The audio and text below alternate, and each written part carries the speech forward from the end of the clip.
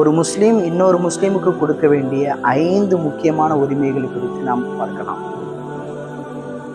ரத்து சலாம், சலாம் கூறினால் பதிலளித்தல். ஐயாதத்துல் மரீத், நோயாளிகளை நலம் விசாரித்தல்.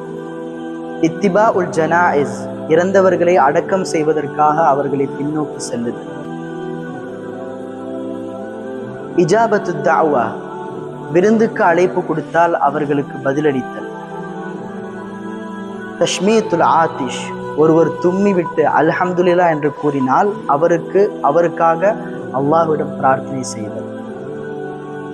நபி ஸல்லல்லாஹு அலைஹி வஸல்லம் அவர்கள் இந்த 5 உரிமைகளை முதன்மையாக கூறியதற்கான காரணம், ஒரு முஸ்லீம் இன்னொரு முஸ்லீம்களுக்கு அன்பால் இணக்கம் உள்ளவராக இருக்க வேண்டும் என்கிற ஒற்றை காரணத்திற்காக.